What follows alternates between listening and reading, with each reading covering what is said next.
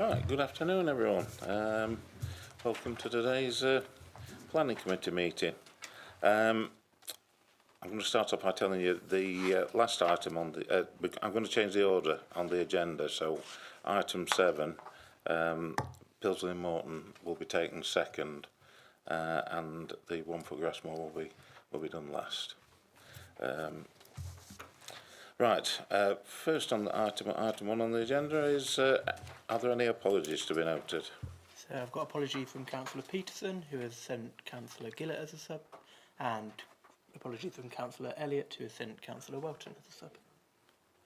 And I've had a message from Councillor Cheetham saying he's beholden to public transport, which is at the moment running late, so hopefully he'll be able to join us for the second item.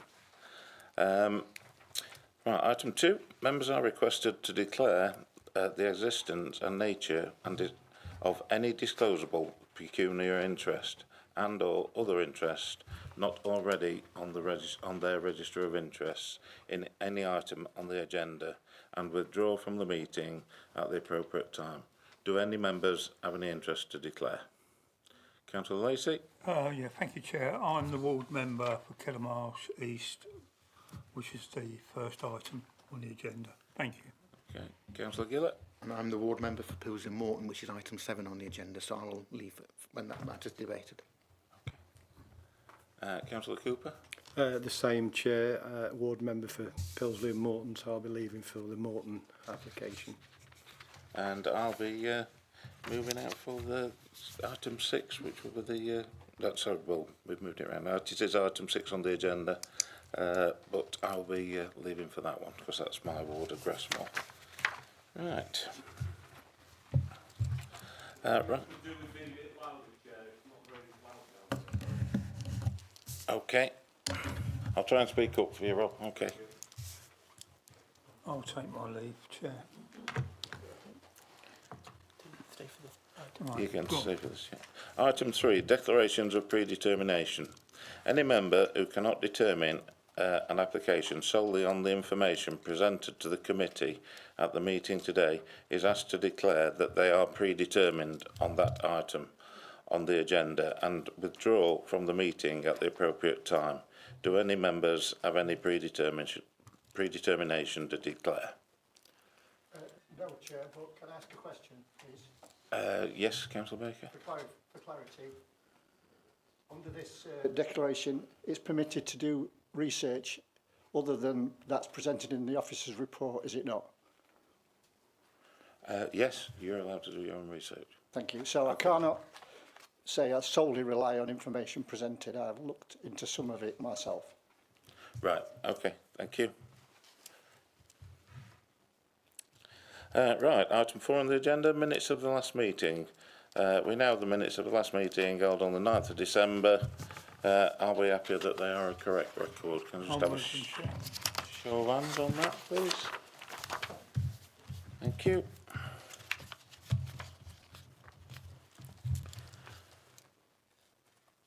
The next application is in respect... no, that's wrong. You put it together wrong, yeah.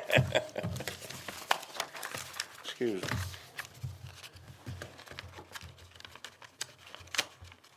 Get the right... Just getting the papers in the right order.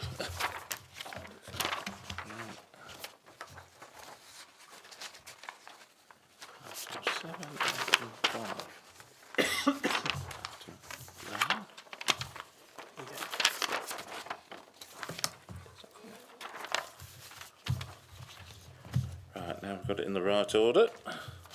The first application is in respect of S&A Parsons Building Contractors Limited, Mansfield Road, Killamarsh.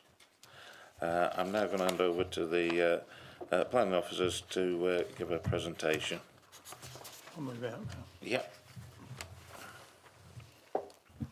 Thank you, Chair. Over to you, Phil.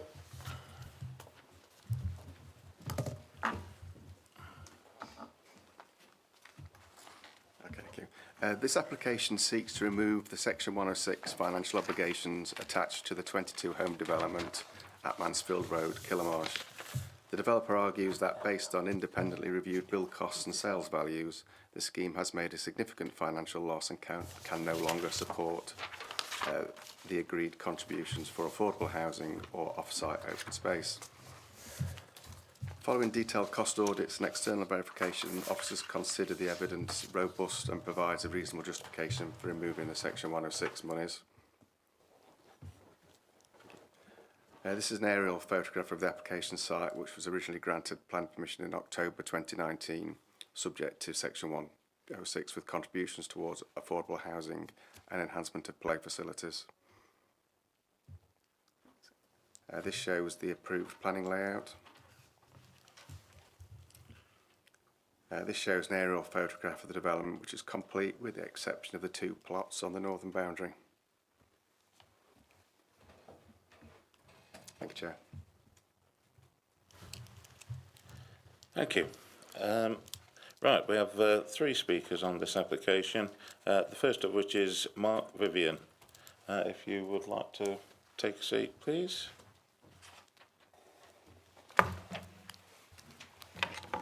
Thank you very much. You have 3 minutes when you're ready. Yeah. Thanks. So I've got a number of points I'd like to go through.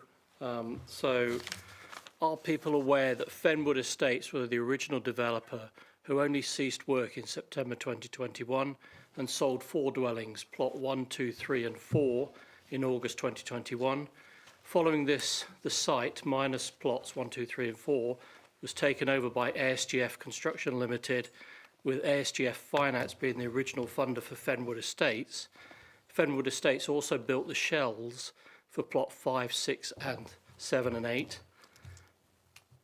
Are the build costs, finance costs and benchmark land values being correctly proportioned, given ASGF Construction Limited only took over the site in September 2021? Why do North East Derbyshire District Council want to walk away from £192,000 with regard to the contribution to social housing, given it's a priority for the government and local councils? Why do North East Derbyshire District Council and Killamarsh Parish Council want to walk away from £24,000 with regard to the contribution to local play space and £7,000 in regard to 10 years maintenance of that play space? I reviewed the invoice sample file where dates referenced are prior to September 1st, 2021, and also reference plots 1, 2, 3 and 4, and the total I reviewed when I did a rough calculation was £206,054. Not sure why SGF Construction Limited are using these costs, given prior to this date the developer was Fenwood Estates. This figure is a conservative number and errs on the side of caution. I reviewed the Aspinall Verde cost audit file, where there were 15 out of 76 sample invoices that initially had issues.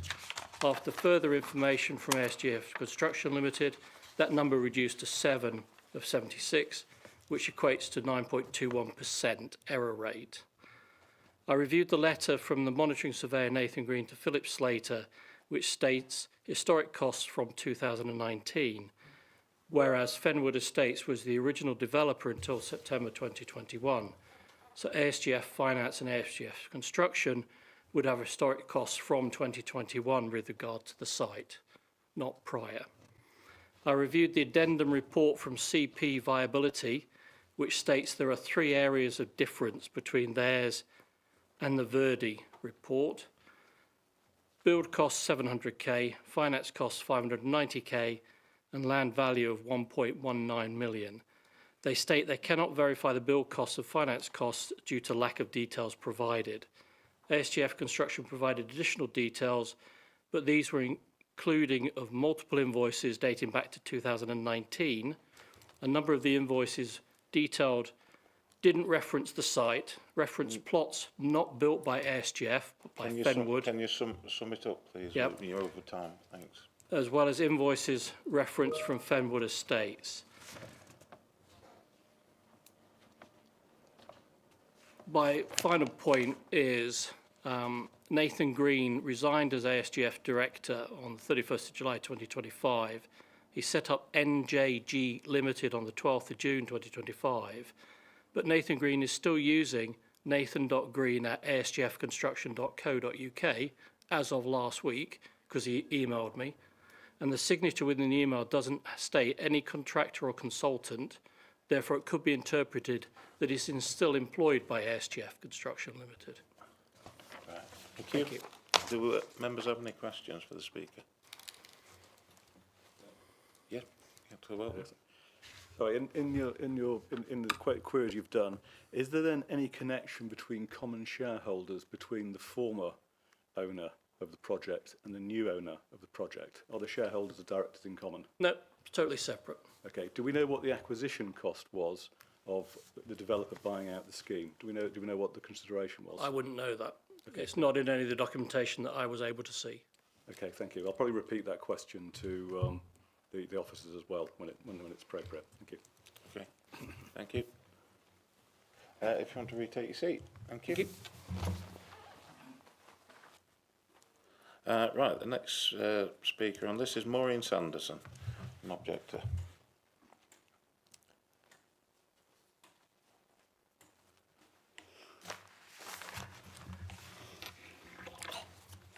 Thank you for letting me speak to the committee. I have to give you a little bit of background of this planning. I live at 3 Woodall Road, Killamarsh, and this development backs onto my property. But it's not from the Planning Commission of 2017, it's from 2014, when Mr Parsons actually applied for planning permission. It took 3 years for all the clauses to be rectified, but then he was going to build 34 units. He's now changed it, and he got planning permission in 2017 to build 22 units. The 106 agreement that was signed by the council and by Mr Parsons and Cambridge and County Bank Limited actually stipulates that it's a legally binding document, and that the jurisdiction is that the deed is covered and governed and interpreted in accordance with the laws of England. If the council discharge under the Section 106 obligations, it would set a dangerous precedence for the council. It would potentially encourage other developers to abandon their commitments. And also it's the reputation of the council, the employees and the planning system in general. But when the council signed the 106 and they spoke about the owner obligation, that on the 10th dwelling of the site that was sold and occupied, this is when they would implement getting the money back of £192,000 for affordable housing. The council are remiss in not actually enforcing it then. So this is what I'm speaking about. Thank you. Thank you very much. Do any members have any questions? No. Thank you. If you'd like to retake your seat. Thanks.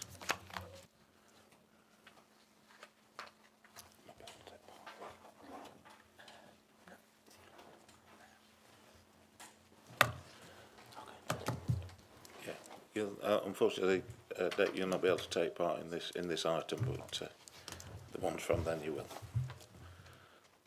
Right. Next speaker on this is Nathan James Green.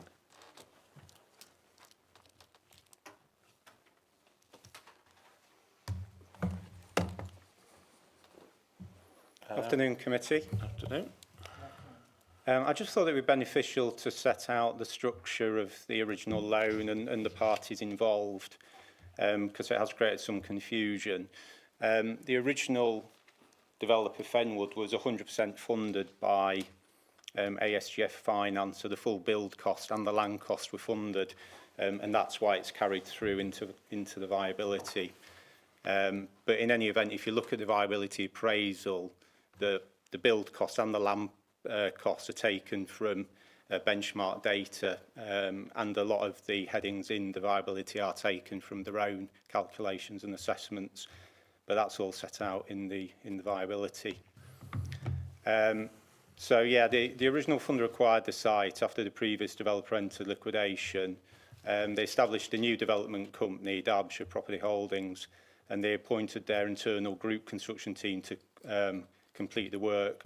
So there are shared directors between the developer and the construction team.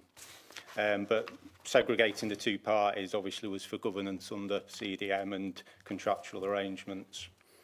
A monitoring surveyor was required to report independently in on the construction process, and I undertook this role because I was a monitoring surveyor covering ASGF's third-party investments. So that was my role, and due to this internal funding, there was a Chinese wall created, and I monitored the construction team's build and report straight to the funder. And so I have since left that business and are acting as a consultant, including back to that company, and hence why I was able to provide transparency in the history of the costs incurred. But understandably, the officer sought further arm's length verification of the costs, which is why the Aspinall Verdi report has been produced. And they've done their own viability and they've done financial checks and verification on all the numbers. The financial position is extremely poor on that development, even before considering any profit allowance, which are valid cost headings in viability appraisals, but they are not included in these numbers. Both the LPA and the Aspinall Verdi's assessment does show a deficit on the site, and both are actually more favourable than the actual position because they haven't adopted all the costs that have been incurred for the reasons I've said, because of planning policy guidance. For example, the council's assessment used the land price, their own land price. They didn't actually use the purchase price that was agreed. So the development is not viable and can't support the 106 contributions. The position is verified by the Aspinall Verdi report and the council's own assessment. And given the passage of time and the evidence presented, the developer is legally entitled under planning policy guidance to seek the necessary modification to this agreement, and that's what the application seeks to do. Thank you for your time. Okay, thank you. Do members have any questions? Do you want to just remain seated? Oh, yeah. Just in case anyone's got any questions for you. Councillor Welton. Can you put your mic on, please? Just the same question asked before about just a bit more about the directors or shareholders in common, how that occurred. And the second one is, did any consideration pass, or was this a case of a financer, the financer of the scheme, and the scheme was unviable and taking over the project because it could not meet its obligations? So the second point, when it went into, and I haven't got all the figures to hand, Yeah. but when the scheme was liquidated by the previous developer, it had to be purchased for all manner of stamp duty and legal reasons. So it was purchased, but those purchase prices are not factored in to the viability, because Aspinall Verdi and the council's assessors have used their own benchmark land price data. They're not interested in whether a developer makes a commercial gain or loss, or whether they overspend on the site or get a good deal on the site. They have to use the benchmark rates. So the original purchase price and any subsequent price is not factored in. And was it a question on shared directors between Fenwood and ASG? Yes. No, there's no link at all. Councillor Baker? Sorry, any more questions? Yes, Apologies. Councillor Baker's got a question. Yes, thank you, Chair. Have you any knowledge of the financial trading of ASGF Construction Limited and Derbyshire Property Holdings Limited? Are they loss-making or profit-making companies? I couldn't really answer that. Derbyshire Property Holdings, no, and I no longer work at ASG, but they were an internal construction team that was always funded by the group. So, I mean, it's on public record, but no, I don't know the numbers. Well, Companies House says that they're both loss-making companies in the last several submitted accounts. Has the independent financial assessment taken into account the sale value of the two undeveloped plots on the site? Yes, it has, because it factors in the full completed position. So the viability will be the forecast end results. It's a viability from start to end on the scheme, taking their own data, and we've populated some information which has all been verified and checked. But it's not a case of it's undervalued the sales or it's overvalued the sales. Thank you very much. Okay. Okay. Oh, sorry. Councillor Gillett, yeah.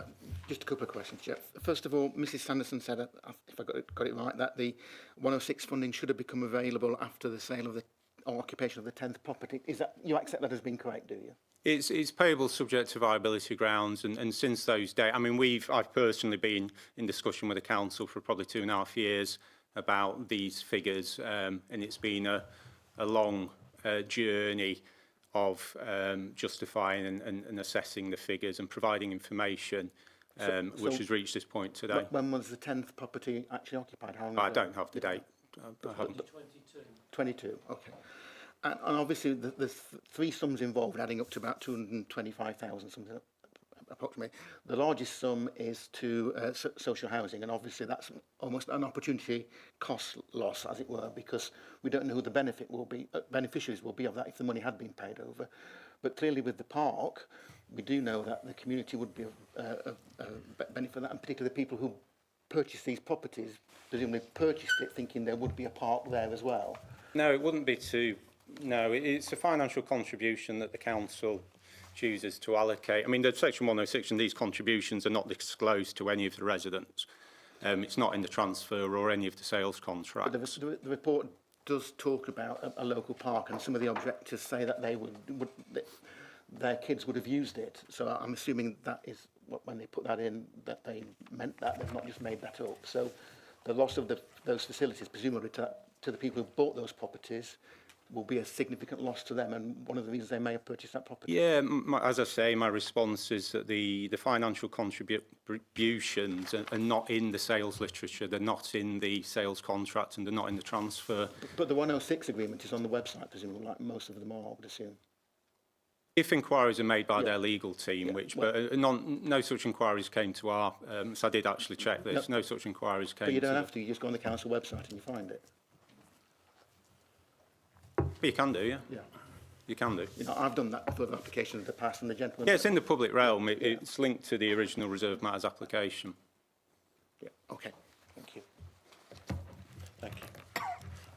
I've just one question. You know, it relates, it's basically says here that you reviewed 366 invoices representing 26%. Is that a standard for the for doing a review on this type of development? Well, all the invoices were reviewed at the time. Every single invoice was reviewed as part of the commercial team's payment. And we have all the invoices, or many of them, from when it was funded, when the funder paid Fenwood. In terms of my own checking, yes, there was, from memory, there was about 700 batches, so 700 files containing many invoices. It's not just 700 invoices, there were 700 separate PDFs. So I reviewed maybe 25%. I put it in my report, we're going back a few months, but I reviewed quite a few. But, and I found them all to be recorded in the overall cost schedule.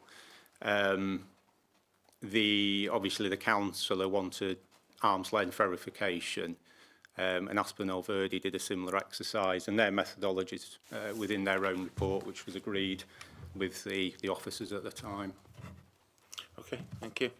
If you want to retake your seat. Any further questions? Right, members, you've now got time. Thank you. But, questions to officers?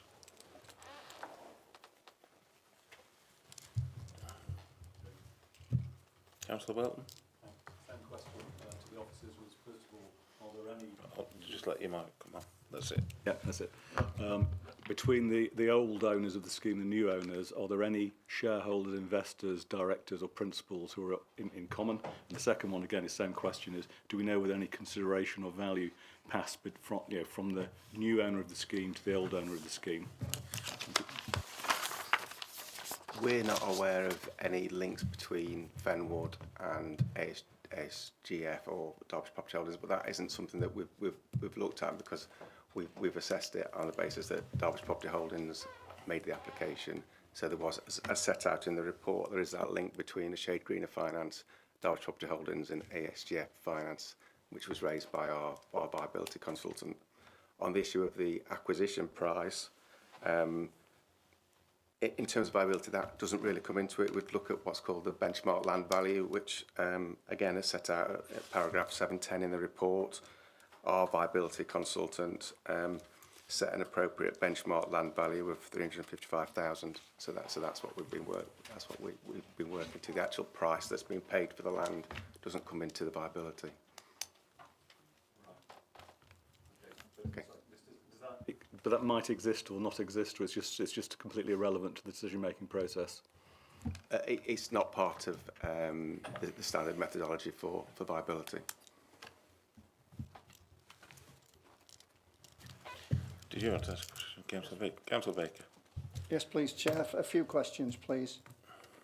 Do I understand that the addendum report signed by a consultant, Charlotte Hornby Phillips, is the one the council now relies on as verifying the costs?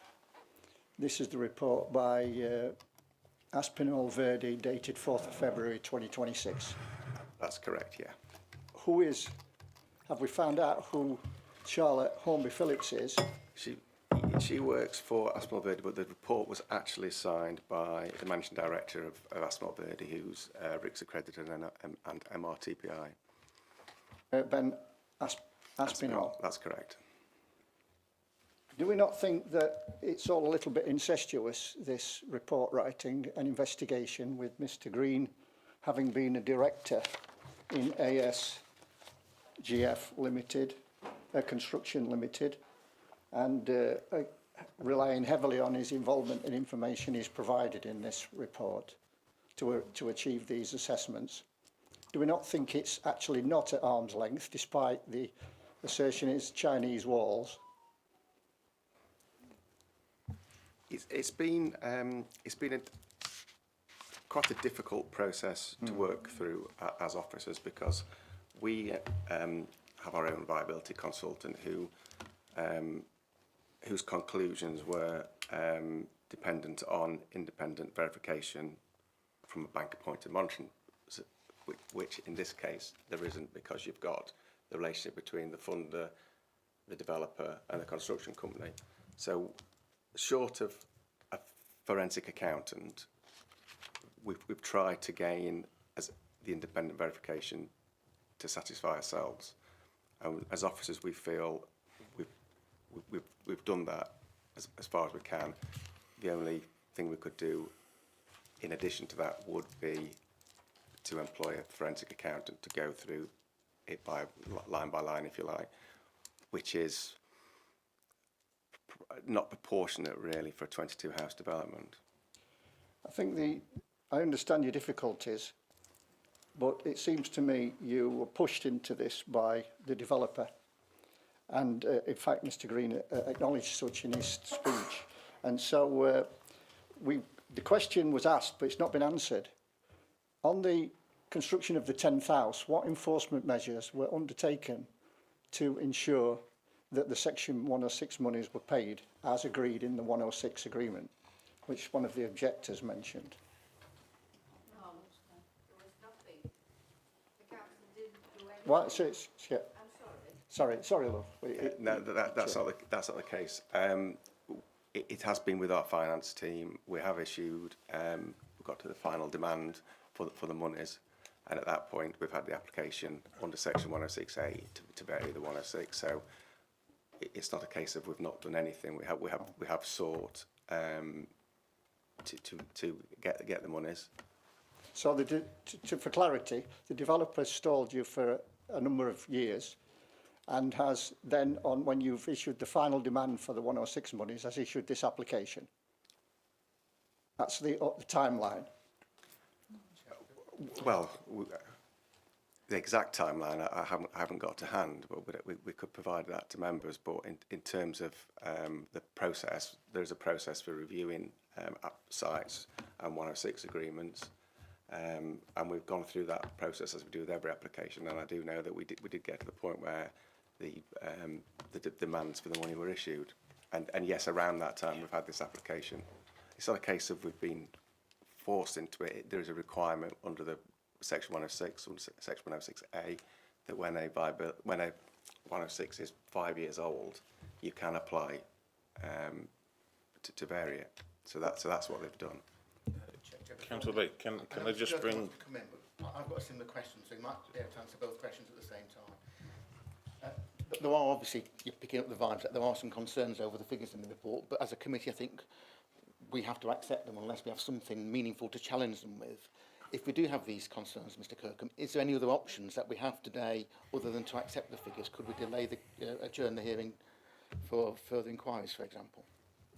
I'll come back to that point in a.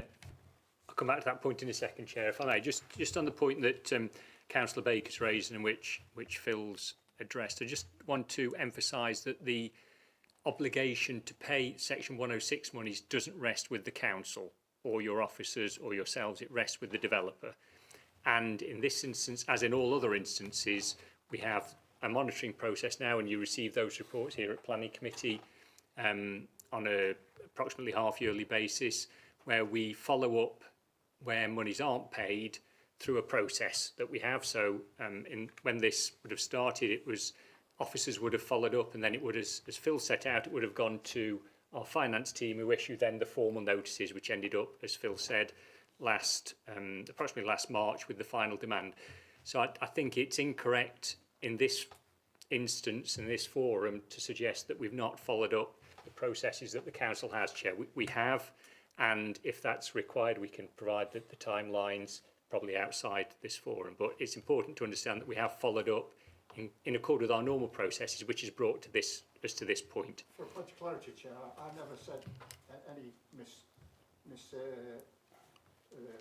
unprofessional behaviour or anything. I have just asked what happened and what happened at the 10th house trigger. I have not maligned anybody and the planning department in the way we've had this case. I'm trying to ascertain the fact. And if there's been any misunderstanding between what I've just said and the committee, Chair, that's just to set out that we followed normal process, and you've heard this afternoon suggestions that we could have done more. We've done what you ask us to do, and we follow through in the way that we do it. Just in terms of the issue about the delay, that I'm not sure delay is quite the right word. I understand what Councillor Gillett's saying and what Councillor Baker's saying, that there has been concerns expressed about the relationship between all the parties, and Phil set out this afternoon how we've sought to set out the journey where we've arrived at this point, and all that we've gone through in terms of seeking advice from independent financial consultants. We've sought advice from legal colleagues. We've then gone one step further to secure the advice of Aspinall Verdi to seek to clarify with ourselves that we've done all that we can to ensure that the process has been robust. The only other thing, and Phil's already mentioned this, the only other thing we've not done is to seek the advice of a forensic accountant, because as officers we felt we'd gone through all that we could have done to assure ourselves in making the report to you this afternoon, provide that information that you have. Therefore, if you still have the concern about that, we could still follow that up, Chair. And in that instance, if you were not satisfied that everything, all the dots had been provided over the I's and the T's crossed, we could go down the route of employing a forensic accountant. We've got a costing for that. It would entail some expenditure by the council, but we understand, I think everyone understands that. So we can go down that route, and in that instance, our advice would be for you to not make a decision this afternoon, to instruct us to go down that route. We would then do what is required. We'd update the report and come back to you.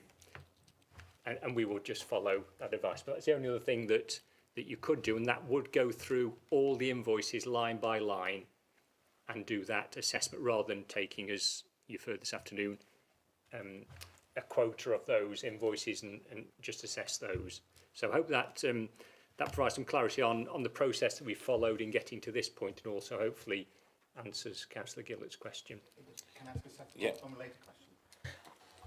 And in terms of our process today, is it an all or nothing? Must we either refuse the application or agree the application? Or could, if we thought there were reasons, say we would remit X amount and leave Y amount still to be paid, if we could find the reasons for doing that? I stand to be corrected by colleagues if this isn't right, but you've got a number of options. Yes, you could refuse the request to alter the 106, in which case it would be left in its current format, and the end process is to challenge that as is set out in section 106B of the Act. You could approve it as recommended. The other option, other than deferral, which we've just discussed, is you could, for example, take a view that, as you've just had this discussion, that there's an affordable housing provision, there's a recreation provision, because the benefits accruing in respect of the affordable housing are less directive than the sports play. You could instruct us as officers to say, can you go away and speak to the applicant and say, if you do this, you would need to delegate that to us, but if you do this, then that would be acceptable. If it's not acceptable, can you bring the matter back to planning committee for consideration? So you could, for example, say, is there a position where the applicant would provide 50k proportion towards some affordable housing and some play facility? And that may be something that we could put to the applicant, but we've not done that, so we would need to take that away. Yes, and then, so if you were minded to go down that route, you could delegate an acceptable route that you thought was acceptable to officers, and we follow that instruction. If that couldn't be achieved, we'd necessarily bring the matter back for further consideration. Councillor Walton. Yes, just again, similar on the process of this. So to officers and maybe to the legal counsel as well. How will we do this? It's a motion or whatever. Say we ask for a delay, so we didn't make a decision today. We want a forensic accountant, say. It doesn't have to be all singing, dancing. It could be it's restricted to certain areas that we want to look into. For example, the consultants or the land purchase price, whether any goodwill was paid. So you know, to narrow it down, narrow the expense, narrow the work down. How do we do that? Is that a motion that one of us proposes and somebody seconds, and or is it just something we suggest and you accept? I mean, how does the process work?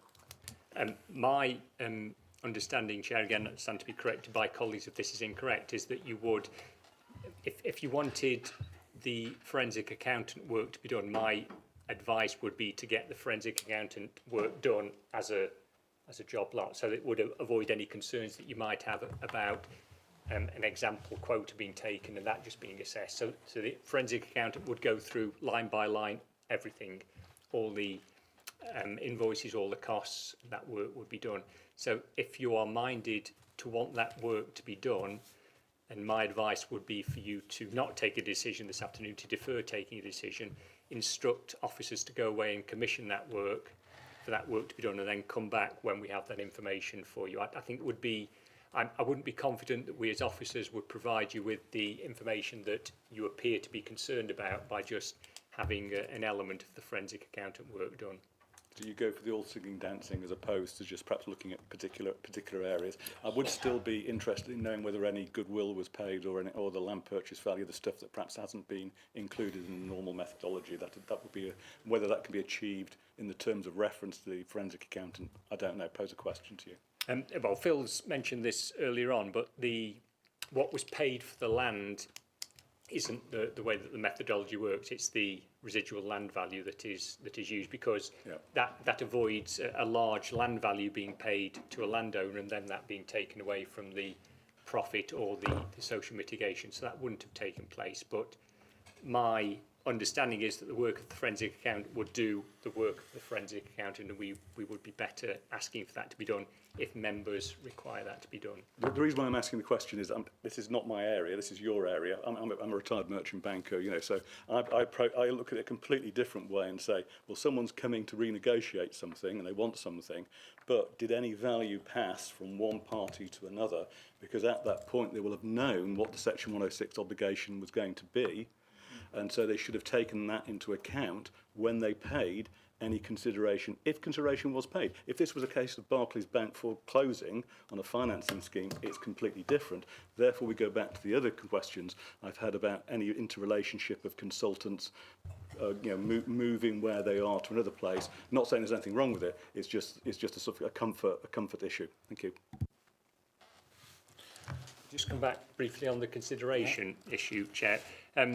The process that's gone through and which we've sought to gain advice on is as set out in the guidance. I don't think it would necessarily touch on was there consideration paid unless that was set out in the documentation, but we could ask for that matter to be taken into account in instructing a forensic accountant. But as you aren't a financial expert, I'm afraid I am not either. So that's why we rely on the people who know. I would suggest if we were going down a route, if there is a way of possibly seeing whether was there anything that could back up what actually was there any consideration, that to me would be important. Councillor Jones. Thank you.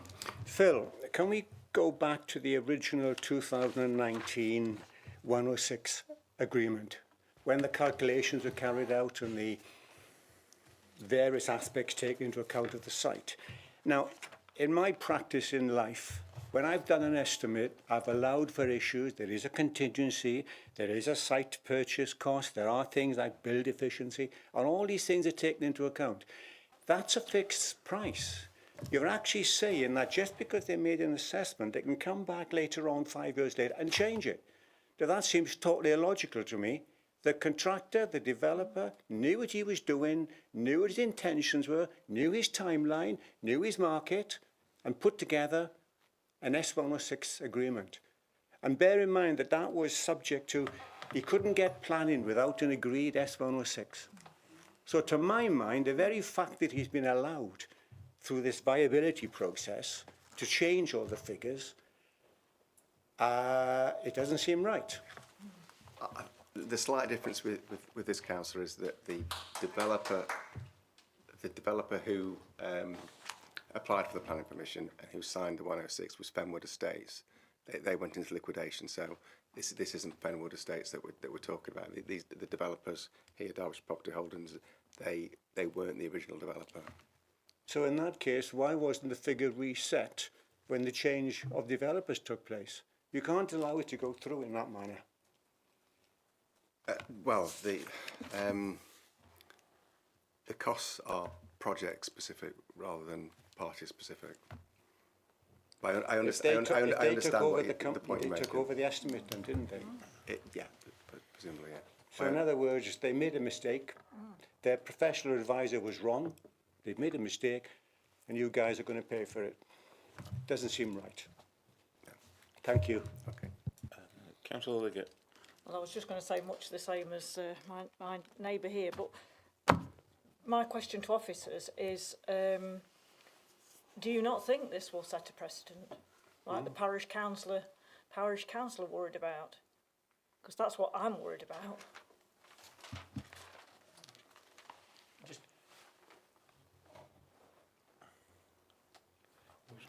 Adrian. Just in terms of the issue of precedent, Chair, I don't believe it would set a precedent because, as with all 106s, after 5 years they can be subject to this process, and we would go through a similar process in terms of assessing the viability costs and go through the same assessment that we have now. So it would be a robust process the same. So I don't think by accepting it in this case would mean that you would need to, or the council would need to accept it in all cases. Each case would be assessed and delivered on its own merits, and the costings may be different, the assessment may come up with a different conclusion. Councillor Baker? Thank you, Chair. I'm looking again at this independent viability assessment of 2nd of October 2025 by CPV. The first paragraph, first table, shows the differences between their appraisal and the AV appraisal. And we've got 5.485 million for the build cost and professional fees by AV and 4.783 million by CPV, and so it goes down. Marketing, a similar cost, 100,000-ish. Finance, massively different. AV's 686 and CPV's 97, and then the benchmark land value is the biggie, 1.542 million against CPV's 335,000. And I come back to the question I asked Mr. Green. I can't see anywhere, and I'm not a financial accountant by any way, stretch or form, it's not clear to me that the capital value of those two plots, which must be 200 grand, is taken into these figures anyway. So the biggie, the real big killer, whether this project's viable or not, is the benchmark land value as well as the invoices. So I would support an amendment or recommendation that a forensic accountant is employed. I think Adrian's comment before we get to that, because it's beyond my comprehension. But there's such a big difference, and yet we fear at the end, when we get to the end of the process, where the company is asked to verify itself really at arm's length, we come to a sort of agreement. So I'm very concerned, very, very concerned that this is not an independent arm's length assessment. And I appreciate the officers have done the best they can with what they've been presented with. But the thought of a way forward has opened my ears to listening to it. So thank you, Chair. Thank you, Councillor Baker. Councillor Gillett. Did you come back to it? I've got that question, sorry. It wasn't a question. I'm asking you about again, I asked Mr. Green. The specific question I've got for you is: can we confirm that the plot values, resale plot values? Imagine this scenario: the developer walks away from this without paying any Section 106 monies, which are over $250,000, which would go into the local North East Derbyshire community. That was to offset the harm of the development. And we don't have to pay that, but we can then sell two plots at our leisure as a developer. Yeah. Has that been factored in and to support William's comment that surely when they bought the site, they knew the obligations that were coming down the track towards them? In answer to the first question, it's on the whole 22 development scheme, because we quite often we'll get viability appraisals that come in before anything starts, so as part of the plan application. So it's looking at the viability of the whole site. So it's not just the 20 that have been built; it's the whole 22. So if the specific question then is, if the committee is mindful to agree with the application not to enforce the Section 106 monies, and the developer subsequently sells the two plots for full market value, is that not a profit the developer makes, very similar to what the Section 106 contributions add up to? Not according to the viability that we've got, on which CP Viability have looked at, that it makes a slight loss without the 106. Interesting. Councillor Gillett. Thank you, Chair. Again, it's about understanding process, so I can work through my mind the options available to the committee today. If, as a fact, either today or after an adjourned hearing, we still find the figures either in the report or very similar figures to be the actual figures, must we then, as a matter of law, grant the application? Because would we be acting unreasonably in those circumstances if we didn't, or do we still have the discretion to say no if that's what we wanted to do in those circumstances? As with all planning decisions or similar, you would need to have good reason why you would make your decision. So if all the... Andrew may may wish to comment on this, but this isn't a planning application per se. This is an application made under 106A regarding a financial contribution. So there's no planning judgment or weight to be attached to various but things. The traditional legal reasonable, but the Wednesbury reasonableness test will apply to a decision that we take. So we've got to have grounds for doing it. But you're not saying as a matter of law, one follows the other, provided we have grounds for doing it, I think is what's being said. Yeah. Do you want to clarify that position, Andrew? I think that's, yeah, you clarified that. That's fine. Okay, thank you. Thank you, Chair. Councillor Jones. A very general question. Over the last 10 years, how many S106 agreements have we had in a similar sort of situation as this? How many have come through? The answer to that question, Chair, is I don't know. It's just an interesting point, I think. We have had some related to Section 73 applications, but I don't know. I just don't know the figure, I'm afraid, Chair. And I think we're due a report at the next meeting, aren't we? That's right. An updated report on 106 at the April meeting. At that meeting, Chair, we will provide some information in respect of the question that Councillor Jones has asked, but that currently that information, we're only looking at providing it for the past 5 years. So we'll see if we can go back further, but we'll hopefully be able to provide that indication anyway for members of what similar applications we've had over the last 5 years. Councillor Welton. Yes, it's just if we were minded as a committee to reject the application, but look for what would be a reasonable basis to do, are we entitled to use words like Section 106? We would say should only ever be amended or not enforced under exceptional circumstances. Is that? I presume what we're trying to do is protect ourselves against a very expensive appeal. As Andrew's just said, Chair, I think in this instance the test would be the legal test, the Wednesbury reasonable test. So you would need to have justification of why you believe that the case isn't either made or overriding of the other considerations. So then the 106 considerations would still have to serve their purpose. That comes back to the discussion we've had about play areas, for example. Okay, so the follow-up question leading on from that would be, if we were to say you obviously had pluses and minuses, you were looking at both cases, what would be the grounds, potential grounds for rejecting this when you were going through your own thought process? Fundamentally, Chair, I think you would need to be satisfied that actually there is profitability, reasonable profitability left in the site, and therefore there is still reasonable requirement for that profitability to be partly used to offset the social impact of the development.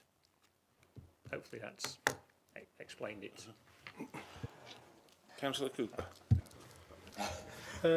Thank you, Chair.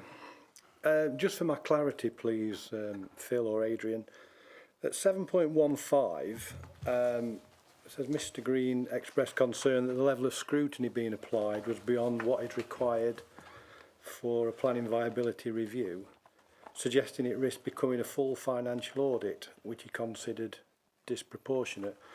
Well, I would say not disproportionate for the people of North East Derbyshire and particularly Killamarsh.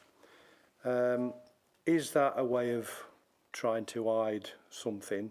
And my question really is, I've heard about forensic report, but what in the view of the council is appropriate in the view of what that statement is made?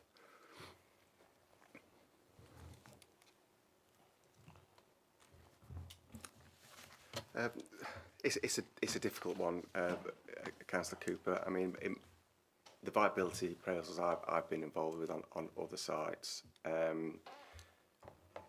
we've never got to the stage where we've needed to have a forensic accountant to go through the costs associated with the development.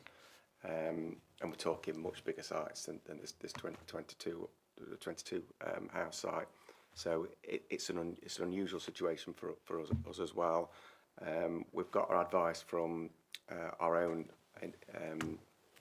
viability person who's broadly satisfied, apart from this validation of the costs, and that's been the sticking point with this all through, is getting the independent verification of the costs, checking that the costs are all relevant to the application. I hope that answers your question. Yeah, thank you. Right, I think we've done questions. I think we'll move on to the debate. So I'm going to open the floor for debate. You're going to start us off. Councillor Gillett. Yeah, we were thrown out a challenge by Mr Vivian at the start, and I think it was a fair challenge. I think it's one we all walked into the meeting with anyway in our own minds, is why would the council want to walk away with this without having good grounds to be satisfied that that is the right thing to do? And it's clear in my own mind that we have to fulfil that. I think we need to actually have the adjournment today and go along with the suggestion that's come from Mr Kirkham and have an independent analysis of this information so it comes back with that information. That would be my preferred view, but also to explore whether there is still some value in here for the local community, because I'm loath to see everything go, and I do think there is a bit of a I may be wrong about this, and officers can correct me if I am, but I do think there is a bit of a hierarchy with those two Section 106 contributions. I would loath to see both of them go, but I'm particularly loath to see the park area go in particular, and whether there's anything that could be done about that as part of the adjourned process as well. So that's where I am at this stage. Councillor Liggett. Yeah, I was just going to agree with Councillor Gillett. I think we've got to go with the forensic accountant personally, so we can really see and believe what we're being told. Councillor Baker. Yes, Chair. Councillor Gillett's comment was one I got written down, is why do we have to have no payment? Isn't there a medium somewhere in between, even if the figures stack up? Because some of the figures should be affordable on a project of this size. And the other one was, of course, I don't think what's been done so far is an arm's length, not seemed to me to be an arm's length assessment. So I would support an adjournment and a recommendation that a full financial forensic accountant report is obtained by a completely independent firm. Thank you, Chair. Thank you. Councillor Walton. Yeah, I concur. Also, again, with some flexibility to look at if the social housing had to go, then the core of the park areas and things are retained. Within the forensic, again, a bit of a big one's repeating myself, but interesting in what the land, any way of asking what the land purchase was there any goodwill paid, any value transferred, if we could extend it to include that, and again looking at the I'll be careful with my words, a sort of interrelationship between consultants and other parties popping up in different places. I think also would need to be part of that report as well. Thank you. Councillor Jones. I agree with Councillor Baker's proposal for the amendment. My concerns are between the way in which the original estimate and the current estimate or viability were turned over. That concerns me quite a lot, and I think that's the right way to go, based on what Councillor Baker said. Thank you. Okay, thank you, members. I must say I'm very much in agreement with this. I think I brought this to committee because I think committee needed to go through all the evidence and see what we've got, but I still don't think we've got everything in front of us. And I think there's been too much marking of his own homework in this application. So I'm more than happy that we do that. We defer and go for a full forensic accountant's report on this application. So I'm going to put that to the vote then. But the requirement also to investigate, yes. Yes. Just on that second point, Chair, that Councillor Gillett, just so we can be sure the views of members, if members are with it, in terms of, I just wonder, Councillor Gillett, could you just explain exactly what that second element of the resolution would be, please? Whether there is any residue in the funding that would at least allow us to provide the park, if not the social housing.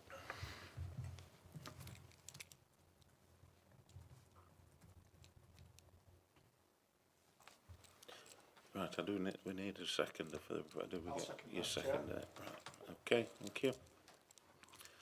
Right, we'll put that to the vote. So we're voting now on Kevin's amendment, essentially? Yes. On deferring it, yes. The defer. Yeah, deferred with the provision of looking at the play equipment.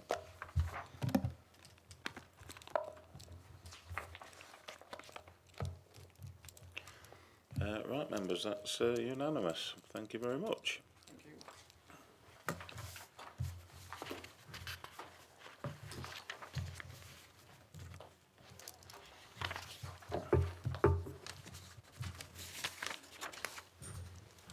Right, members, you need to leave, don't you? And can you send, yeah, send Tony back in, please. We're moving on to item 7 on the agenda. Pilsley and Morton. The Pilsley and Morton.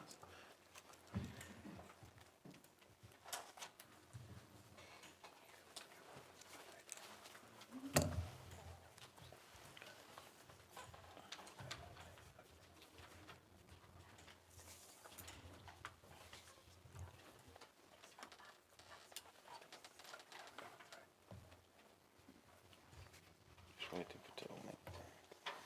That's easy.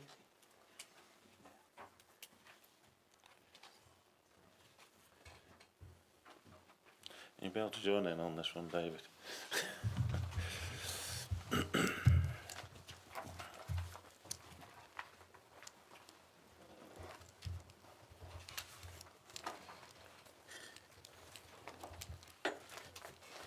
Right, the next application is in respect of 12 Bacchus Way at Morton, which is NED/25/00866/FLH. I'll now hand over to Alice Lockett, who's going. No, it's not Alice. So it's Curtis, Chair. Curtis to give us a presentation on this. Thank you. Thank you, Chair. So as you can see, this is a planning application concerning a 2-storey side and a 1-storey rear extension. And just as a point of clarity, there's not been a call in for this application, but the reason it is with the committee today is because the applicant is a relative of a sitting councillor. As you can see from this side, this is an aerial view of the application site, and it is contained in the yellow shaded area, and it is within the settlement development limits for Morton. This is a more zoomed in view of the site, what better illustrates the relationship with the surrounding area and street scene. Properties on Bacchus Way sit to the north and the east, with properties on Station Road located to the south. This is the submitted location plan with the site edged in red. And this is the proposed block plan, and the areas hatched in red are the locations of the extensions, and there's clear delineations between the rear extension and the 2-storey side extension. This is an elevational plan showing the existing elevations of the dwelling. This is a proposed plan showing the front and side elevations. And this one is a proposed plan showing the proposed rear and the other side elevation to the north. This is the first site photo, and it's just the frontage of the application site, and as you can see, it's a semi-detached dwelling, and it's located within a cul-de-sac. There's frontage parking that provides sufficient room for 2 off-street parking spaces alongside a detached garage, and as stated previously, the application is just for a 2-storey side extension and 1-storey rear extension. This is a photo taken facing northwest from within the applicant's garden. As you can see, there's a good-sized rear garden with close bordered fencing provided around the site boundaries. The garden backs onto a wooded area, but there are no public rights of way within this area that are going to be impacted by the development.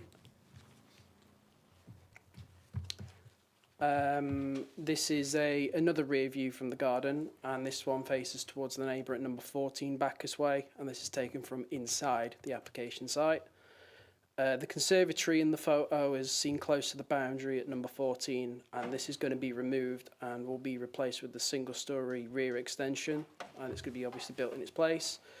Officers believe that the impact of the proposed rear extension will be no greater than the existing conservatory.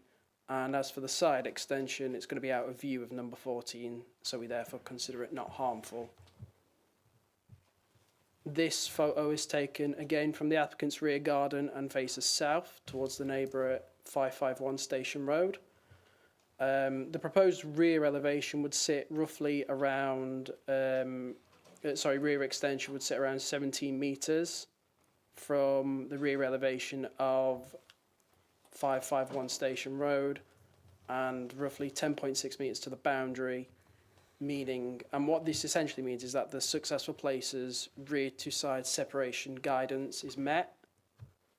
As councillors will probably have known from the plans, there are 2 ground floor windows and a non-habitable split level landing window that would face south towards this neighbour at number 551. But we consider that this would not result in any significant harmful overlooking because of the separation distance.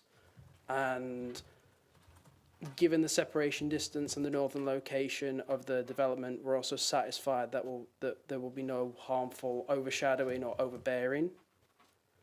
Next slide, please, Aid. So this is the view from the front of the site, and this faces northeast towards 11 Bacchus Way. Just of course, you know, the rear extension is not going to be visible, so it's not going to have an impact. But the 2-storey side extension, it does introduce new ground and first floor windows which do face east towards this neighbour. But these offer views that are comparable to the existing openings and would therefore not create significantly harmful overlooking. And as number 11 lies east of the host dwelling, it would experience no additional overshadowing in the morning or afternoon. And while we acknowledge that there will be a minor increase in the evening, we conclude that a separation distance of around 15 metres won't result in any significantly harmful overshadowing.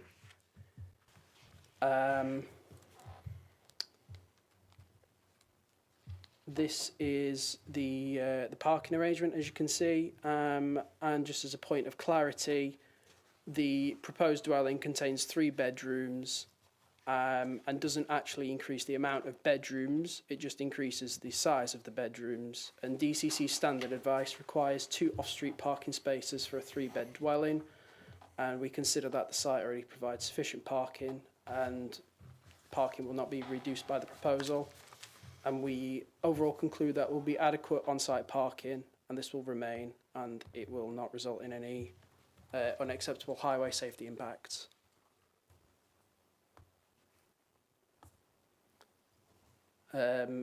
Overall, we conclude that the design and appearance are appropriate and would not result in any significant harmful impacts on the character or street scene, and that it would not give any unacceptable effects on the privacy and amenity of the neighbours, meaning it is therefore compliant with the relevant policies of the development plan. And that concludes my presentation, Chair. Thank you. Thank you, Curtis. Right, we have no speakers on this application, so I'm going to move straight into have members got any questions for officers? No? Right, I'll now open the floor to debate. I didn't hear the question. So. I'm opening the floor to debate.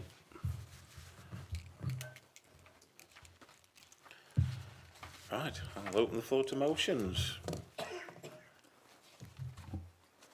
Tony? I think that the committee should move to accept officers' recommendations. And approve the application, okay. I'll second that from the chair. Members, we'll walk that to the vote.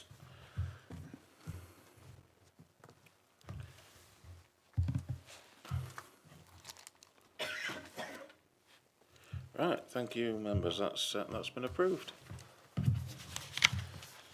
Right, we're now going back in time to item 6, which I'm going to hand over to Councillor Lacey to present. We just need to get Councillor Gillett back in and Councillor Cooper. Are you leaving? Sorry? You'll have to leave for this one. I'm going to speak first. And then after you Yes, speak, yeah. Cheers, I'll go and get him. Yeah.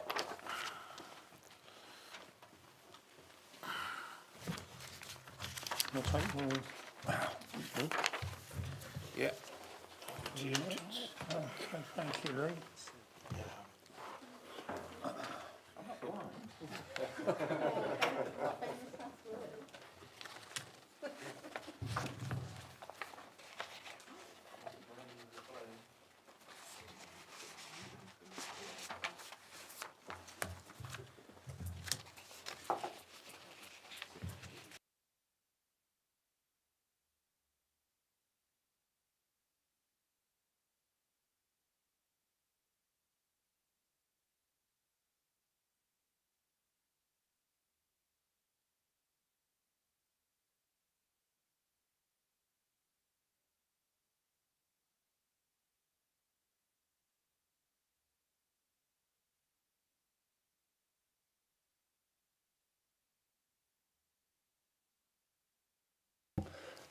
The next application is in respect of 2 Durham Avenue, Grassmore. I'm going to hand over to the planning officer to speak. Thank you, Chair. This application is for the conversion of a 4-bed dwelling to a children's home to care for up to 3 children aged between 8 and 17. My apologies, Chair. There is an error in the summary and conclusion of the report, which states that the children cared for here will have disabilities. The applicant has not specifically mentioned children with disabilities for this site, so that was an error on my part. Next slide, please, Aid. Just waiting, Alice, for Martin to work his magic, hopefully. Thank you, we're there now.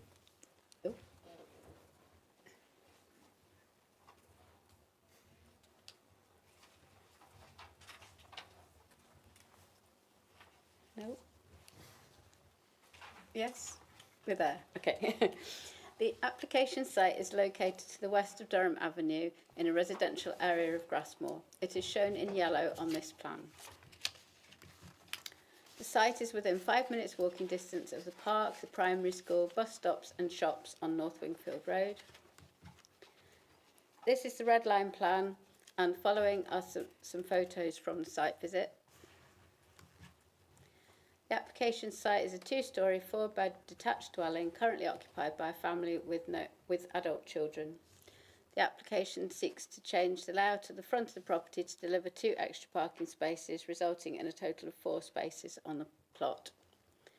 There's some more photos following.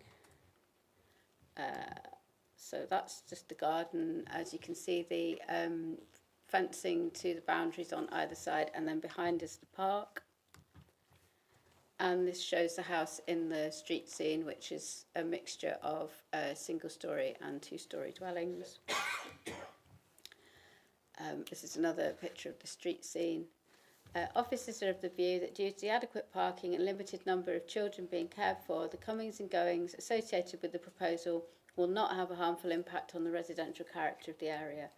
Overall, officers are of the view that the proposal will not harm the character of the area or the amenity of adjoining residents, and the proposal therefore meets the requirements of the North East Derbyshire Local Plan. Thank you, Chair. Thank you, Alice.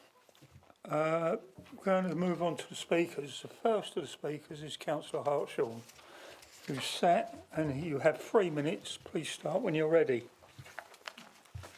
Thank you, Councillor Lacey. Unfortunately, we're in a position nationally where we need, where the need for children to be looked after in care is outstripped by the number of available places. This is set out clearly in the report, with a 9% increase in demand seen over the last 5 years.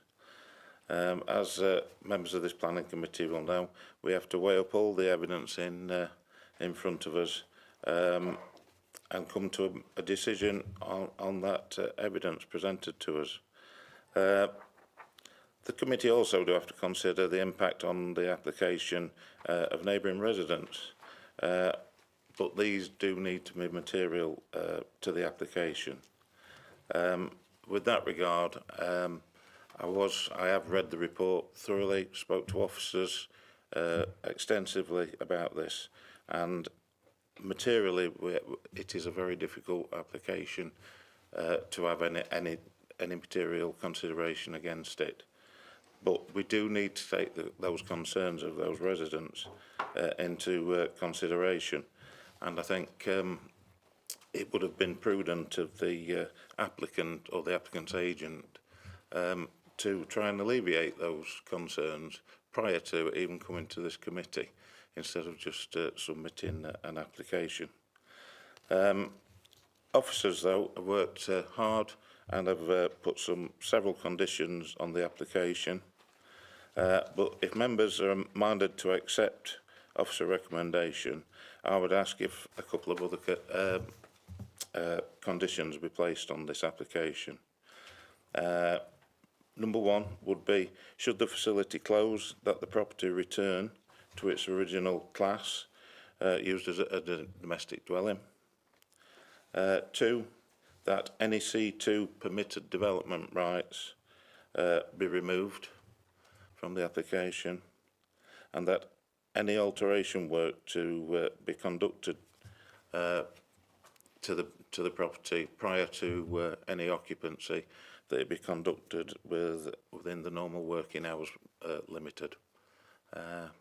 Thank you very much. Happy to answer any questions. Thank you, Councillor Hartshorn. Have members any questions for Councillor Hartshorn? No? Then you can leave the room. Thank you.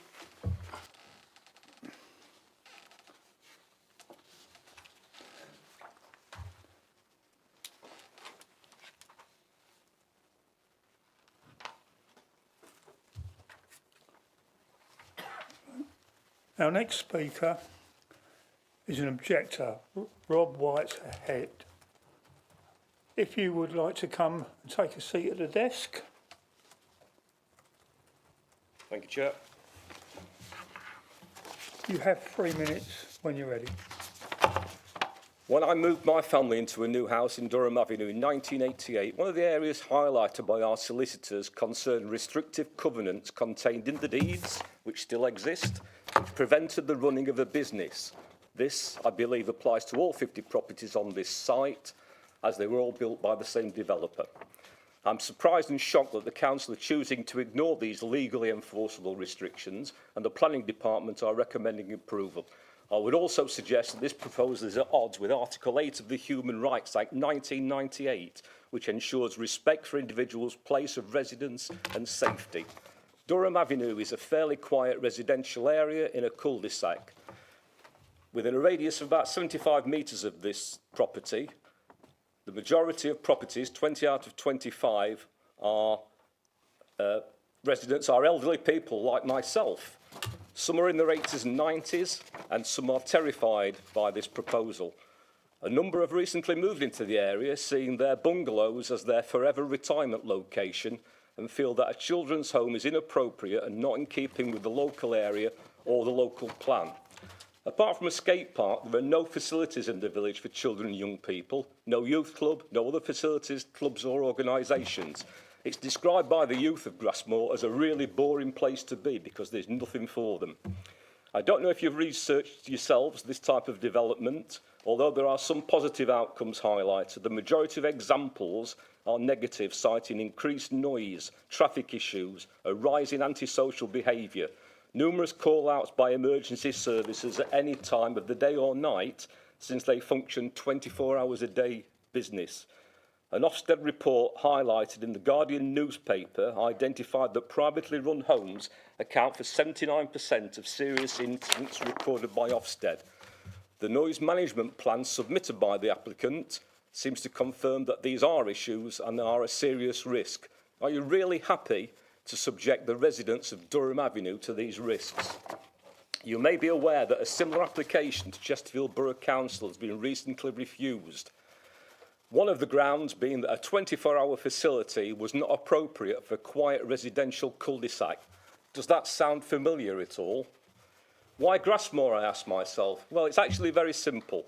Businesses are targeting areas with lower average housing costs. So if you represent Dronfield or Wingerworth, you can probably breathe easily because your housing costs are far too high. But if you represent Claycross, Eckington, Killermarsh, Pilsley and other areas, you may be next. My question would be, if this comes to your area, would you defend the views of your residents, or would you follow the rubber stamping recommendation from the committee? We don't understand complex planning laws. We're just the ordinary people who pay our council tax and vote in local elections, and the expectation that councillors will look after our interests. I would urge you to consider the overwhelming views and reject. Thank you very much, Mr. Whitehead. Has anybody got any members got any questions?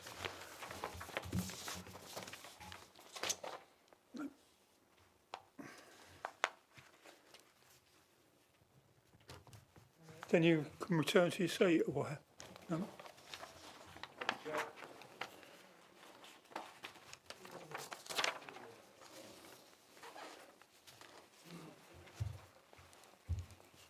Our next speaker is the applicant, Gabriella Smith. If you would like to come up and take a seat at the desk, You have 3 minutes. Please start when you're ready. Good afternoon, members of the committee. I'm here on behalf of the applicant, Angela Beer. I will also be the responsible individual for this service once registered with Ofsted. Our aim is to do a small family-style children's home for up to 3 children that can provide safe haven to vulnerable children. There are 11 objections. Majority of the concerns raised were around parking, potential noise and disturbance, and also the vulnerability of certain residents that live on that street. I would like to address them. Regarding the parking, we have increased our parking spaces from 3 to 4. Our starting and finishing times for our shifts are off-peak, and we also encourage cycle to work scheme and also car sharing. Regarding the potential noise and disturbance, the staff will be there to offer a calm and structured environment to monitor the children's behavior 24/7. And also we have submitted the noise management plan, which was approved by the Environmental Health. Regarding some residents feeling vulnerable in their own community, we understand that safeguarding and community safety are our priorities. Our children that come into our homes are being referred by local authorities, they've been reviewed by our manager, they are being then placement matched with the children already living at the home, but also with the area, but based on our location risk assessment. The home is regulated, will be regulated by Ofsted as well, and they will have independent visitors that will come every month to review our incidents. We will be having an open day for the neighbours to come to see how the home is run and to have access to our complaints policy and to know the staff working at the home. There are some comments that this type of residential area is not suitable for a children's home. As providers, we believe is best suitable for children's homes. They should be kept in the area where they're familiar, to have access to their local schools, to local amenities, and also to be part of the community themselves. Regarding the home, there will be maximum 3 children, small team of staff. There will be no advertising or external signage. So from this point of view, the property will maintain the appearance of a normal residential dwelling. For all these reasons, I respectfully ask for this committee to support our application. Thank you. Thank you, Gabriella. Have members any questions? Councillor Gillett. First of all, there's obviously, depending on what we decide, if we were to decide to grant, there's some conditions in the report itself which you've had sight of. We've been asked by Councillor Hartshorn to add additional conditions. Do you want to comment on what Councillor Hartshorn's We will be happy with the conditions. Okay, and in terms of the parking issue, you've addressed that, and that is addressed in the report. Are you saying that there would be no need whatsoever, other than perhaps loading and unloading, for vehicles associated with the home to be parked on the carriageway? That they'll all be parked off-road, is that what you're saying? It will be just up to the regular visits from the external visitors, so social workers or healthcare practitioners. From our point of view, with 4 parking spaces in front and with our incentives for cycle to work and car sharing, we believe our 4 parking spaces will be enough. Okay, so it's just visitors to the property, not people who work there that might be parked on, as you would when you visit a normal family home. Yeah, okay, thank you. Thank you, Councillor Gillett. Is there any more questions from members? Yeah. Councillor Liggett. You mentioned that there'd be local children. Can you explain what you meant by that, please? We prefer to offer our services to Derbyshire County Council. Our referral pool is part of the D2N2 framework, which takes referrals from Derby, Nottinghamshire and Derbyshire children social services. So all these referrals are pulled into this framework but ideally we will be prioritising our placements for local children. Any members with any further questions? Councillor Baker. Yes, Chair. Just one question regarding the age of the children. I don't suppose this can be guaranteed. You've got age between 8 and 17. Seems quite a big age range for living in a property. It's the standard Ofsted registration. So it's either 8, 17, 11, 17. This is something that we have all our homes registered as 8 to 17.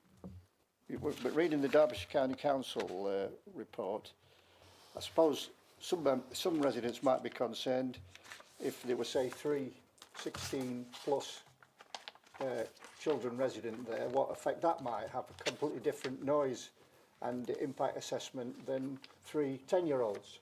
For example, have you factored that into your noise assessment? I understand, and I refer back to my statement what I said, that all the children will be placement matched. So before, when the first child come in, everybody else, all the other referrals will be placement matched with that first child that we have in our care. So that will be the responsibility of the register manager to make sure that there's safety in the home regarding referrals, but also the responsibility of the Regulation 44 visitor who will come every month and who will look at how the home ensures safety throughout the referral process and admission process as well. Thank you. Councillor William Jones. Yes, thank you, Chair. You state there's a 5-minute walking distance to the primary school, but that will cover children up to about 11 years of age. Above 11 years of age, they will go to a secondary school. How far is that school from your home? Again, this will be a planning. We will do that in our location risk assessment. So we've done our initial statement, our initial market research, and we made sure that the area is what we're looking for. I'm quite local, I'm in Holmwood myself, so I knew the area. That's why I recommended to the investor. And also, all this will be taken into consideration during our location risk assessment for the home, where we look at primary schools, secondary schools, high schools, colleges, all that. But there could be further transport involved in the older children. Yes, all our children will be transported by our staff with their personal cars. Thank you. Yes. Is there any more questions, members? Then thank you, Gabriella. You may take a seat in the public gallery, please. Well, members, are there any questions for the officers? Councillor Gillett. Just a couple. Do the officers want to comment on the 3 conditions that Councillor Hartshorn has put forward? Is there anything we should know before we decide whether or not we were to agree them, if we were to grant the application? And then the second point is, in terms of general parking there, we've heard that the plan would be to have the staff park on the off-road, just normal visitors park on-road. Is there anything that we could do to tighten up and ensure that is part of the planning consent if we were to grant it today as well?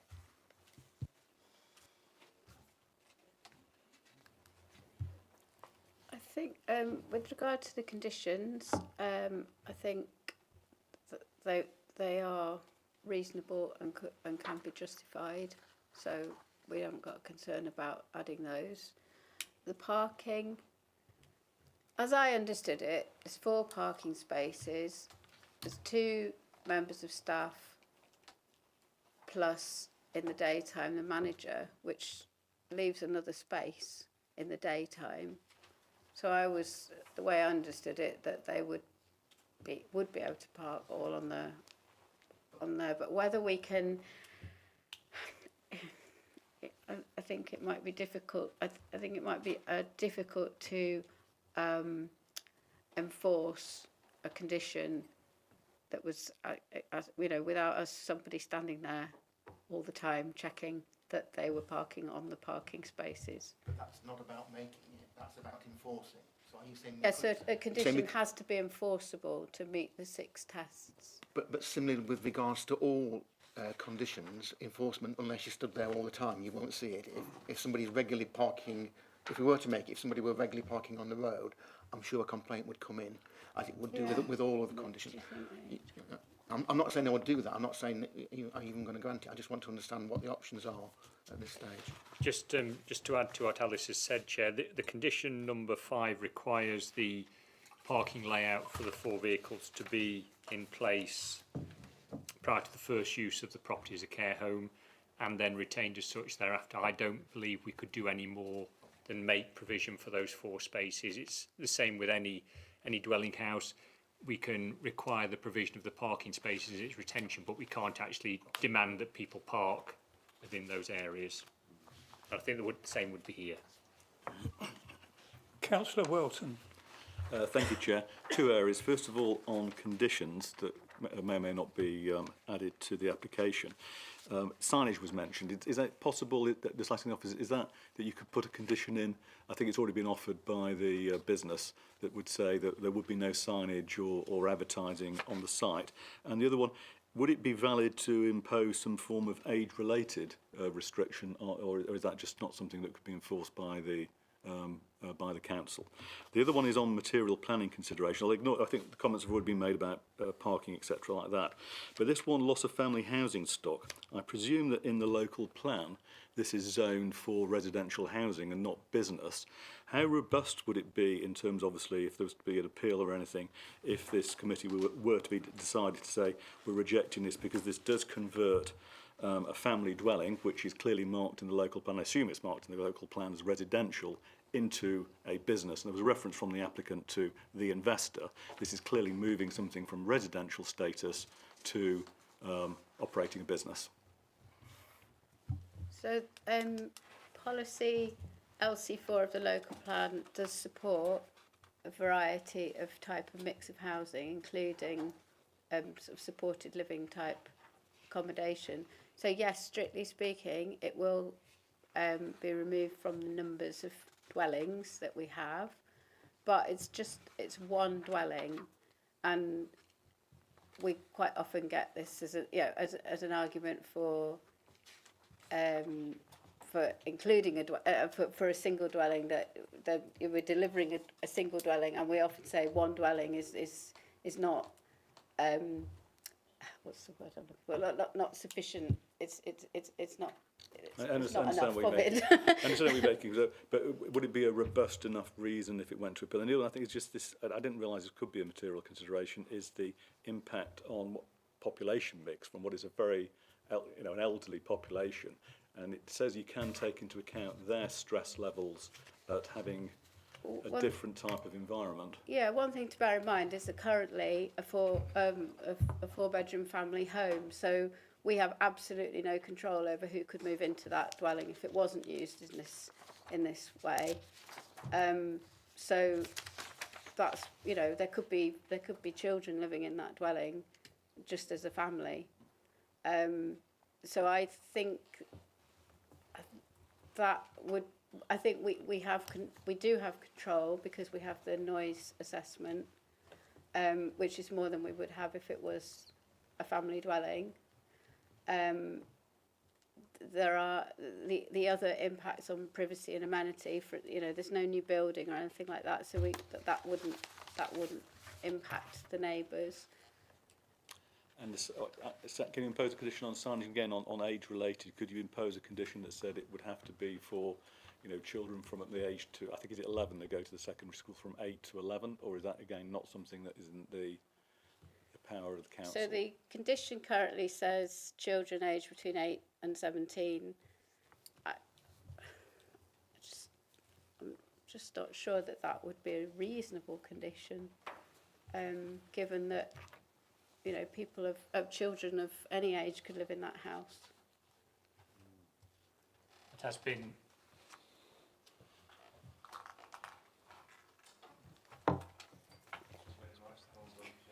Sorry. I've gone red now, Chair. Just in terms of the issue that you're just debating with Alice there, we've lent heavily on the fact that the fallback position for this property is as a residential property with the requisite number of bedrooms, and that could happen, as Alice has just said, without planning consent. And we actually are of the view that with a noise management plan, you've arguably got more control over the future use than you would have on an existing use, and that's been in our balance about whether the future use is acceptable, even with the age group levels, the 8 to 17 that is proposed. Just in terms of advertising, that is a different strand of planning legislation, runs at arm's length to it, and I don't think you would need to be concerned about restricting advertising on the property. If advertising outside the express or deemed consent areas was needed, that would need your consent in anyway, so I don't think you need to worry about that. Hopefully that's answered all Councillor Welton's questions, Chair. Thank you. Thank you, Adrian. Can we have Councillor Baker? Thank you, Chair. I'd like to follow up on the parking and access. It does look on the site plan just a little bit small, this, for what's proposed, and the access road. Can we have the picture up again of the view of the front of the property looking down the street? Is it possible to park on the street without causing difficulties for buses, bin lorries, other users? Is it wide?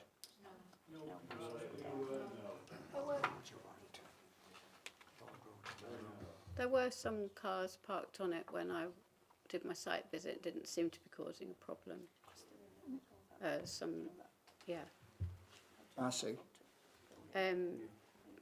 Thank you for clarifying that.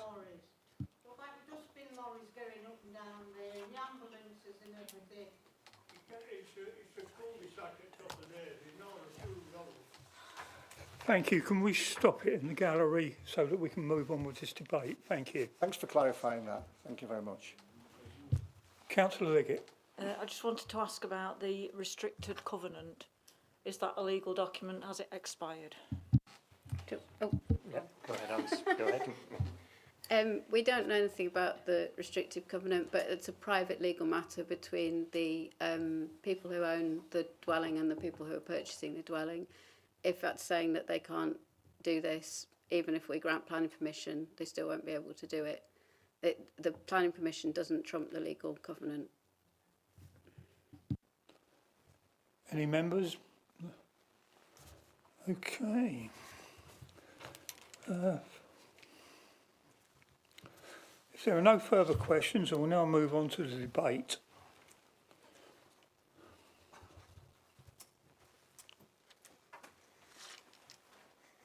Any members? Councillor Gillett. I'll go first, then, Chair.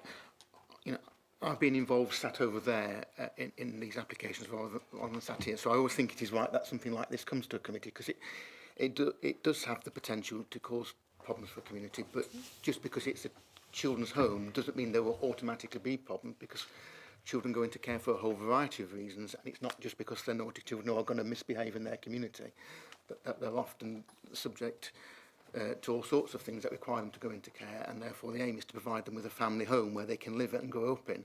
And that's why I will be very reluctant to have any age-related condition, because the last thing you want with a settled child who suddenly turns 11 is to be forced elsewhere, unless there's a really good reason for it. There's a huge demand for care, as we can see in the documents that have been submitted late, and for the provision of them, and I think we have to understand that, and communities have to take their, when applications come in, we have to look at them and take them seriously. And I am at the situation where, despite the objections, I am minded to grant them subject to the additional conditions that Councillor Hartshorn has put forward. And that's where I'm at this stage, Chair. Okay. Any more members?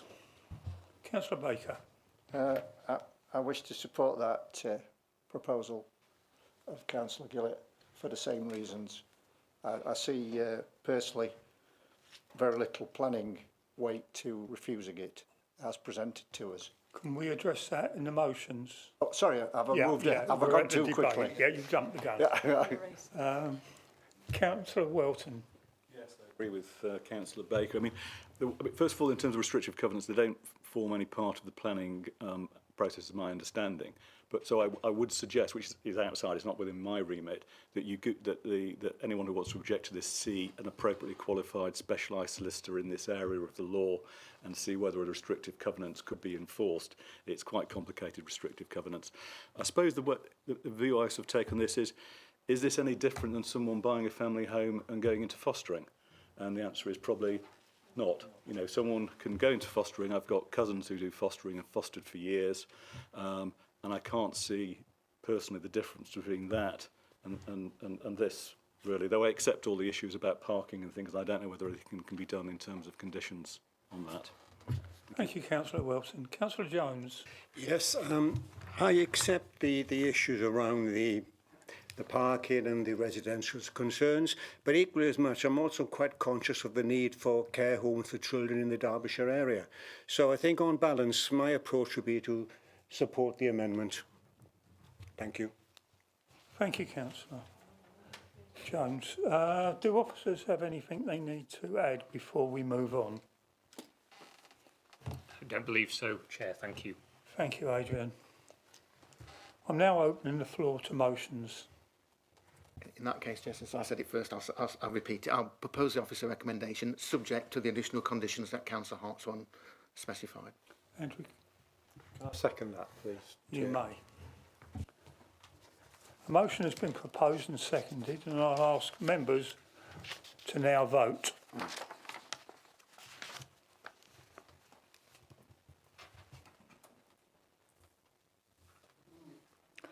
Thank you, members. That is unanimous.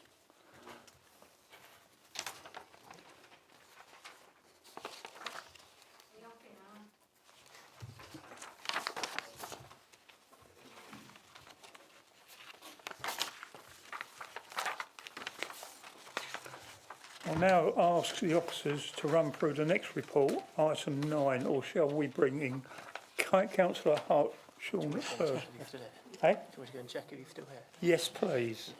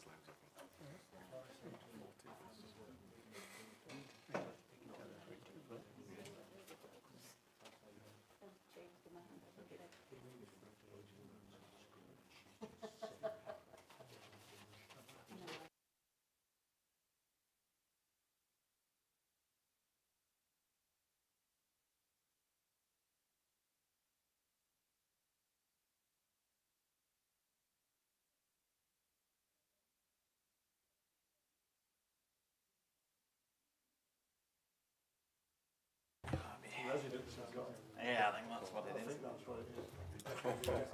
Needed to have gone out that door.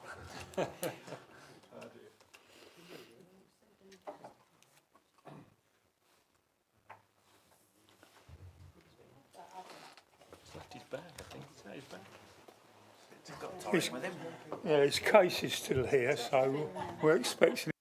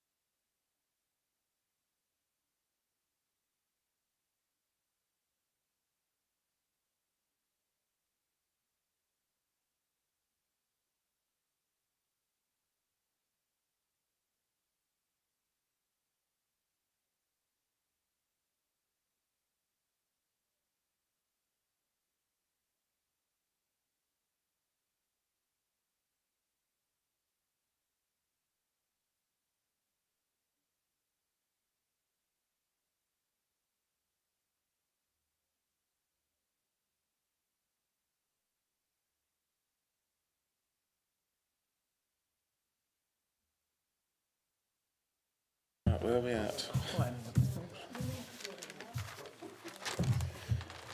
Right, members, we'll move on. Item 9 is planning appeals. And I'm going to hand over if you're doing this, Adrian. Thank you, Chair. As normal, hopefully members are getting all the appeal decisions and hopefully finding them helpful and useful. We've had a number of decisions in this month, as you can see there. The appeals that have been allowed, 2 related to a single site at Burley Hay Farm, and interestingly the inspector took the view in that instance that the redevelopment proposed for various reasons was previously developed land, and therefore the impact of the addition, which was largely underground, was not overriding and therefore granted consent. The 2 appeals by Mr Atkinson, again interestingly regarding the lawful development certificate, was part granted for reasons that were set out, that the inspector wasn't satisfied that the whole of the area sought for domestic garden was and had that use for the previous 10 years.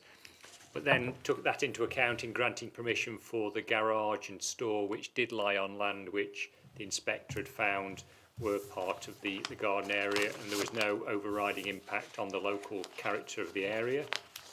In terms of the dismissals, Chair, some interesting bits and pieces that come out of there. Firstly, the first one, Mr Allen, related to primarily the impact of future residents from the proximity of that property to the main Dronfield bypass, which it was proposed close to. So an interesting discussion around the amenity of future occupiers, not the amenity of existing occupiers.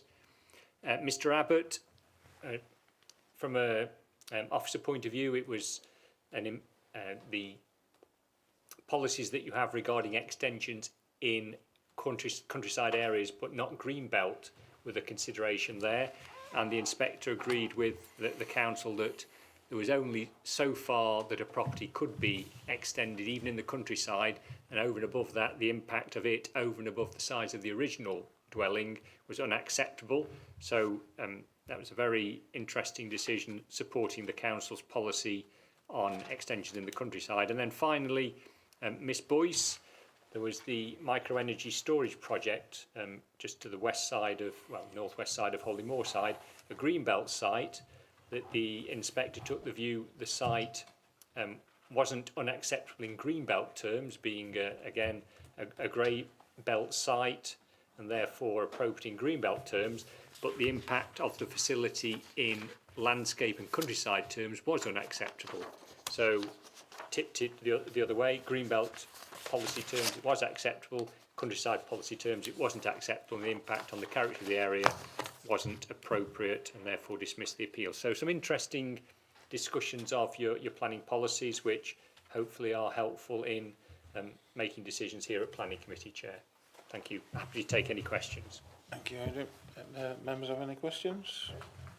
Councillor Baker. We're not live, are we? Did we get any guidance from the inspector of what size of extension in the countryside was appropriate? Can you give us a bit more, please? There is no guidance in your own policy about what... So, no. It was just on that case-by-case basis. Yeah, we often get, as you'll hear, people who come to present to you and in other papers, where some councils clearly have a so-called rule of thumb, and it's quoted to us that such and such council has a rule of thumb of this size extension is acceptable or that size of extension is acceptable. We always take the view that our policies don't differentiate what is and isn't. National policy doesn't. It is on a case-by-case basis, which makes it perhaps more interesting, but perhaps more challenging as well. Thank you very much. Thank you, Adrian. Right, do we agree to note the report? Yeah. Right, item 10. Urgent matters. I have no urgent matters, so I'm going to close the meeting. Thank you very much. Thank you very much.